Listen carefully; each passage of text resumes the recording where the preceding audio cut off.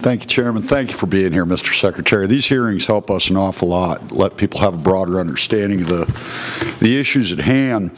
The one I want to call to your attention is you guys recently redid the fees and permit structures on our horizontal unconventionals and vertical unconventionals. And I'm curious as to how you came up with the ratio. And I'm trying to find that number right now. I wish I had the chairman's accounting skills. How did you come up with 5,000 for a horizontal well and 4,200 for a vertical? There's a gigantic discrepancy in the size of those things. Just wondering, could you share how'd we get there? But it's not for unconventional. I mean, a horizontal output's about 10 times more gas than a vertical. Yeah. These are the permit fees. Yeah, yes, and that's a good question. I'm going to ask Jeff Logan to answer that because I don't want it to be misconstrued in terms of how we arrived at those numbers and how they relate between the unconventional industry versus the conventional industry, because I think there's been some confusion. Please. Yes, just to build on the Secretary's comments, we tried to really do a cost accounting of our time on how much time it takes for our staff to review various types of permits.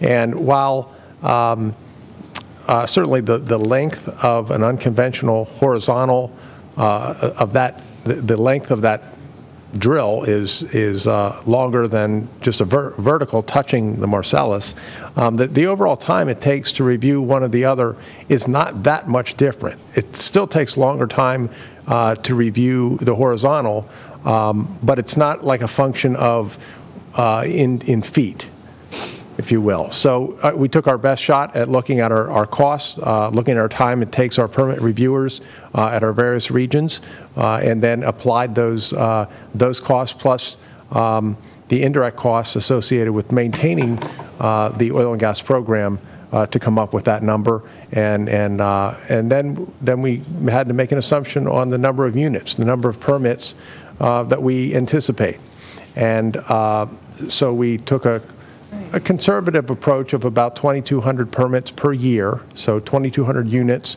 of the unconventional horizontal at $5,000 per permit. We took another estimate on the, and it's a much lower number, it's maybe 200 Marcellus vertical permits, but and then the rest being the conventional.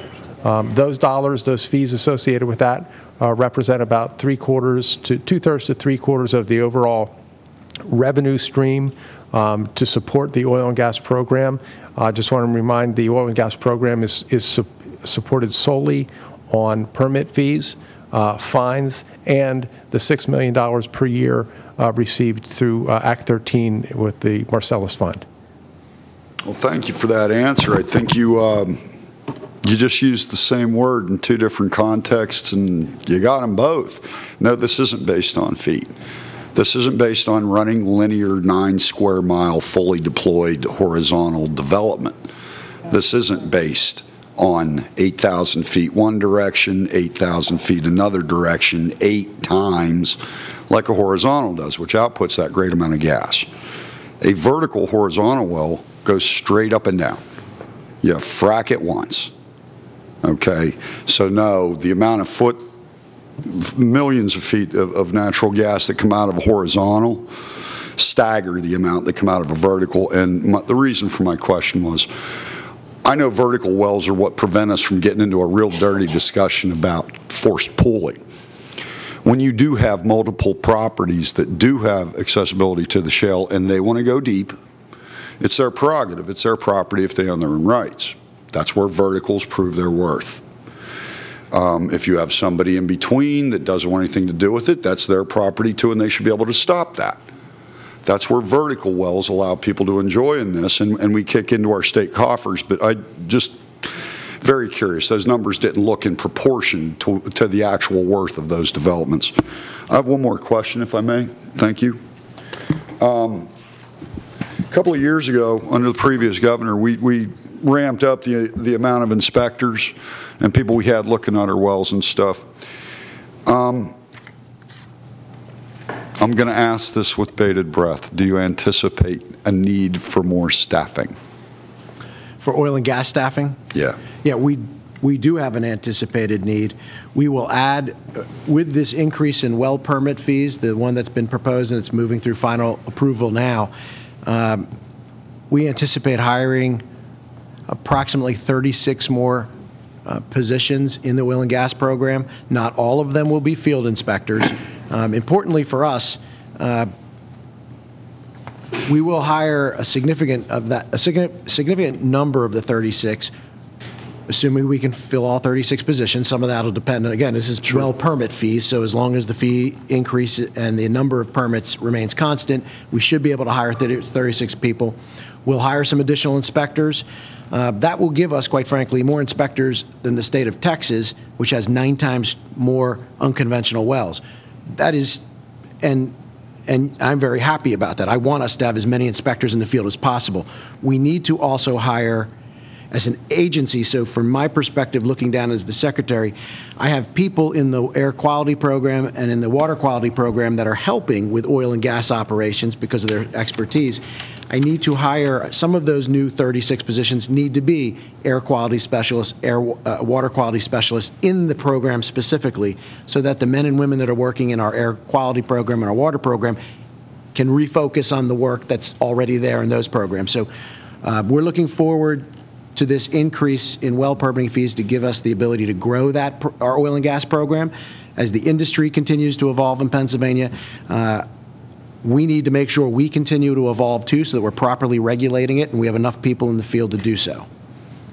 That's perfect, Mr. Secretary. That's the direction we want to go. Is it fair to assume that Pittsburgh is going to get some of these inspectors that, should anything go wrong, like in a Greene County or any other theoretical place, that they'd be able to scramble emergency crews? Well, we'll have, we're taking sort of this, in this whole process in terms of adding complement, we're using what I call a bottom-up approach.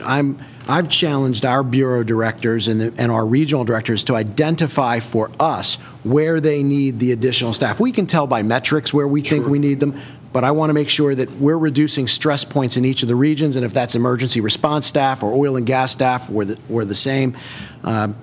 We're going to have them make their business case to us so that as we expand, we're doing so strategically, that we're using every tax dollar appropriately. And so, yes, you can expect there'll be more people in our Southwest office, more people in our Northwest office, and more people in our North Central office. I can't tell you exactly the breakdown position by position yet, but that's where you'll see probably most of that growth. Well, with the events in Greene County at the Chevron well, and I've had constituents call who are less than happy with the response, but I wanted to tip my hat to Undersecretary Santana. We actually had one of those pop up last night, where a fellow living next to a well suspected a leak, and he was given some answers out of the field office in Pittsburgh I didn't feel were entirely accurate, but I'm real happy to say Undersecretary Santana straightened those out this morning. Good. Thank you. Thank you, Mr. Chairman.